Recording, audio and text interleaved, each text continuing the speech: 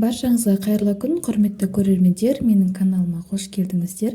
Бүгін сіздермен осындай өте оңай әрі тез дайын болатын макарон ұяшықтарын дайындайтын боламыз. Бұл тағамның көрінісі де ерекше.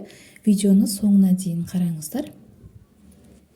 Алдымен бізге тартылған етіміз және бір орташа көлемді пияз және 2 тісі чеснок қажет болады. Фаршымыздың үстінен ұсақтап туралған пиязымызды және үкіштен өткізілген чесногымызды саламыз. Оның үстіне дәміне қарай тұз бұрышымызды саламыз. Осылай қолымызбен жақсылап біркелкі масса болғанға дейін араластырамыз. Қолымыздың көмегімен осылай құрт секілді орташа көлемді дөңгелек етіп фаршымызды дөңгелетіп аламыз. Көріп тұрғандарыңыздай фаршымызды осылай дайындап алдық. Ендігі кезекте бізге бір орташа көлемді бір пияз және бір сәбіз қажет болады. Пиязымызды ұсақтап турап, сәбізімізді үкіштен өткізіп аламыз. Осылай алдын ала майымызды қыздырып, оның үстіне пиязымызды салып, 2-3 минут қуырып аламыз. 2-3 минут қуырып алғасын, оның үстінен сәбізімізді салып, сәбізімізді де 2 минутта қуырып аламыз.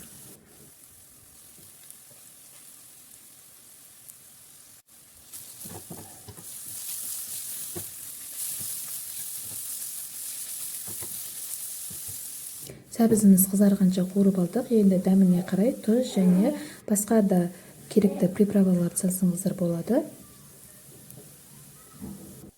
Оның үстінен бір шай қасық томатный пастаны салдым. Осылай жақсылап бір араластырып жіберіп, оның үстінен 1 литр суымызды құямыз.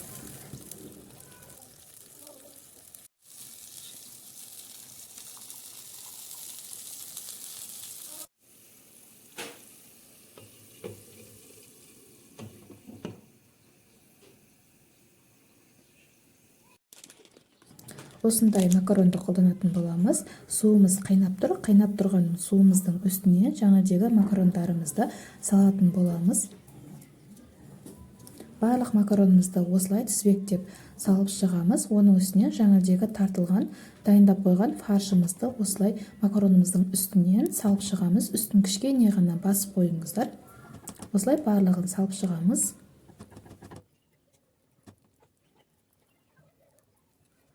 Осылай фаршымызды салып болғаннан кейін 25 минутқа бұқтырып қоямыз. Егерде суы аз болады десеңіздер, кішкене су құйып жіберсеңіздер болады. 25 минут өткеннен кейін тамағымыз пісіп шығады. Фарш піспей қалады деп қорықпаңыздар. Фаршымыз әдемі болып пісіп шықты.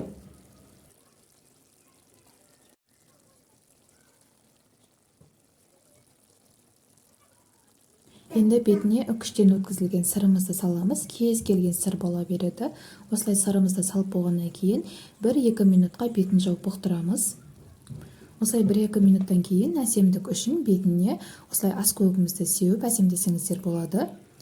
Осымен тамағымыз дайын болды. Дәл осы рецептпен жасап көруге кеңес беремін. Өте дәмді әрі тез дайындалатын тамақ. Құрметті көрермендер, егерде менің каналыма тіркелмеген болсаңыздар, каналыма подписаться батырмасына басып, осы видеоға лайк, комментарий қалдыруды ұмытпаңыздар. Сіздермен болған айдана ас болсын. Рецепті міндетті түрде жасап көріңіздер. Сіздерге ұнайды деген сенімдемін. Назарларыңызға рахмет.